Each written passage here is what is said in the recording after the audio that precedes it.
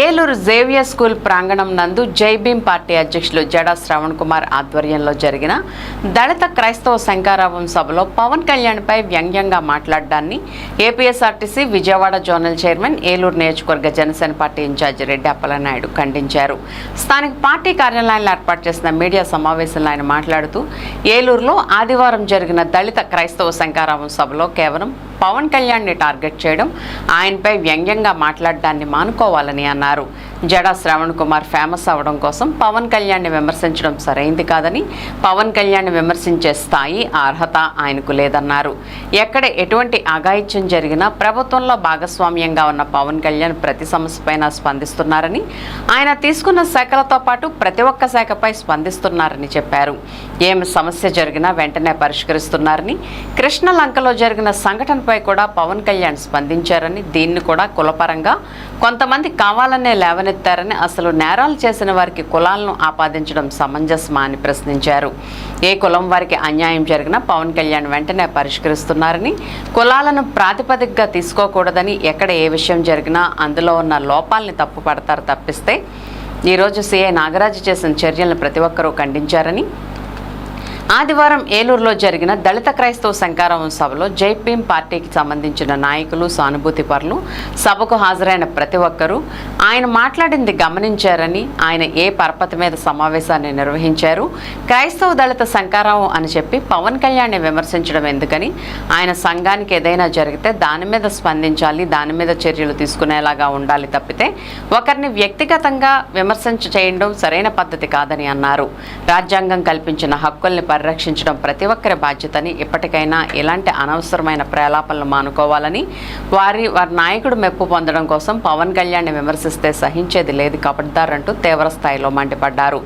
Media సమావేశంలో జిల్లా కార్యదర్శి కస్తూరి సాయి తేజస్విని, మాజీ డిప్యూటీ మేయర్ సిరిపల్లి శివరామకృష్ణ ప్రసాద్, నగర గౌరవ అధ్యక్షులు నగిరెడ్డి కాశీ నరేష్, నాయకులు సరిది రాజేష్, బోండా రామనాయుడు, ఎట్రించి ధర్మేంద్ర, బెజవాడ నాగభూషణం, జనసేన రవి, దేవ వరప్రసాద్, జనపరెడ్డి తేజ ప్రవీణ్, రామిశెట్టి కళ్యాణ్ తదితరులు పాల్గొన్నారు.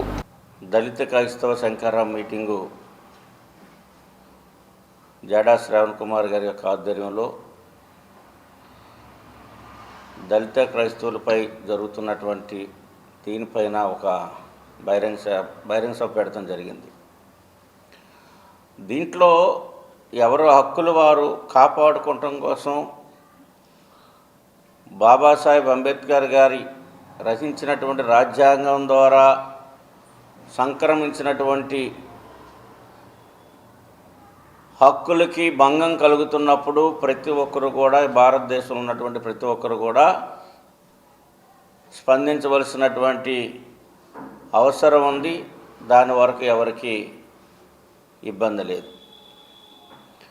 కానీ అదే సమయంలో వ్యక్తుల్ని దూషించడం అనేది ఆ ఉద్యమం ఒక పటిమ పక్కదారి పోత తప్పించి దాని లక్ష్యానికి చేరుకునేటువంటి అవకాశం ఉండదు.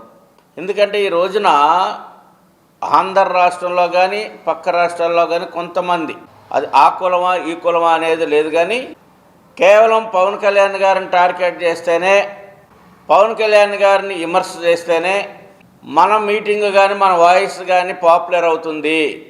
సోషల్ మీడియాలోనో మన పదాలను చూడాలంటే పవన్ కళ్యాణ్ గారిని కామెంట్ చేస్తేనే చూస్తారు అనే నేపథ్యంలో మాత్రమే ఈ రోజున పవన్ కళ్యాణ్ గారిని విమర్శ చేసేటువంటి పరిస్థితి. ఎక్కడ ఏ ఒక్క అఘాత్యం జరిగినా ప్రభుత్వంలో భాగస్వాములుగా ఉన్నప్పటికి కూడా పవన్ కళ్యాణ్ గారు స్పందిస్తూ ఉన్నారు. అది హోమ్ డిపార్ట్మెంట్లో జరిగితే హోమ్ డిపార్ట్మెంట్ మీద స్పందిస్తూ ఉన్నారు, విద్యాశాఖలో జరిగితే విద్యాశాఖలో స్పందిస్తూ ఉన్నారు. వారికి ఉన్నటువంటి శాఖలు ఏదైతే ఉన్నాయో, పంచాయతీరాజ్ కానీ, ఫారెస్ట్ కానీ, సైన్స్ అండ్ టెక్నాలజీ కానీ, రూరల్ డెవలప్మెంట్ కానీ, వాటిలో ఏ సమస్య వచ్చినా వారు స్పందించి ఎన్నడూ లేనటువంటి, ఇన్ని సంవత్సరాల్లో లేనటువంటి పనితీరుని కనబరుస్తూ ప్రభుత్వంలో కానీ రికార్డు స్థాయిలో గుర్తింపు తెచ్చుకుంటున్నటువంటి తరుణంలో ఒక విద్వేషపూర్వకమైనటువంటి వైసీపీ యొక్క ఆలోచన విధానాలని అందిపుచ్చుకొని కొంతమంది కామెంట్ చేస్తూ ఉన్నారు. నిన్న ఆ మీటింగ్కి వచ్చినటువంటి రావత్ గారు పవన్ కళ్యాణ్ గారి గురించి వ్యంగ్యంగా మాట్లాడటం, వారిని విమర్శించేటువంటి స్థాయి లేనప్పటికి కూడా వారిని విమర్శించటం, ఏదైతే అక్కడ ఉన్న వారి యొక్క కేరింతల కోసం, విజిల్స్ కోసం వారు మాట్లాడే విధానాలను చూసినప్పుడు వీళ్ళు వేదికలకి మాత్రమే పరిమితం అనేది తెలుస్తూ ఉంది. ఎక్కడైనా కానీ దళిత క్రైస్తవుల పైన కానీ, దళితుల పైన కానీ, ఏదైనా వర్గం పైన కానీ, ఏదైనా గ్రామం పైన కానీ దాడులు జరుగుతున్నప్పుడు రాజ్యం స్పందిస్తూ వస్తుంది. రాజ్యంలో పరిపాలన ఉన్నటువంటి నాయకులు మాట్లాడుతూ వస్తున్నారు. దానికి కొన్ని పరిష్కారాలు చూపిస్తూ ఉన్నారు, చర్యలు తీసుకుంటూ ఉన్నారు. ఎక్కడో విజయవాడలో కిష్లాంకలో జరిగినటువంటి దాన్ని రాష్ట్రంలో, దేశంలో అనేకమైనటువంటి సంఘటనలు జరుగుతూ ఉంటాయి. కొంతమంది నేరాలు చేస్తారు, కేసులో బుక్ అవుతారు. కొంతమంది నేరారోపణ ఎదుర్కొని కేసులో బుక్ అవుతుంటారు. దానికి కులాలు వద్దని చెప్పేసి ఆయన చెప్పారు. ఏ కులం వారికి అన్యాయం జరిగినా దాని మీద స్పందించాలి, కాపు కులానికి అన్యాయం జరిగితే స్పందించాలి అని లేదు. అది కాపు కులమా, కమ్మ కులమా, రెడ్డి కులమా, మాలనా, మాదిగనా, బీసీలా, ఎవరైనా కానీ విషయం మీద స్పందించాలి, కానీ కులాలని ప్రాతిపదికన తీసుకోకూడదని పవన్ కళ్యాణ్ గారు చాలా స్పష్టంగా చెప్తా ఉన్నారు.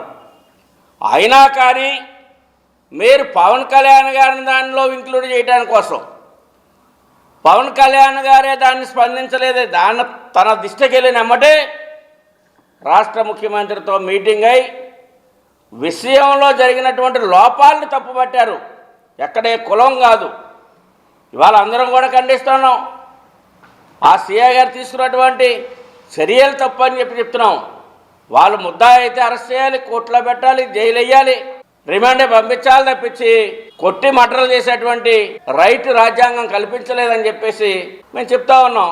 మరి ఈ రోజున నిన్న జరిగినటువంటి దళిత క్రైస్తవ శంకారాం మీటింగ్లో జై భీమ్ పార్టీకి సంబంధించినటువంటి మరి నాయకులు కానీ, దానికి సానుభూతిపరులుగా వచ్చినటువంటి నాయకులు కానీ, అక్కడికి చేసినటువంటి ప్రజలు కానీ వీళ్ళందరూ చూశారు.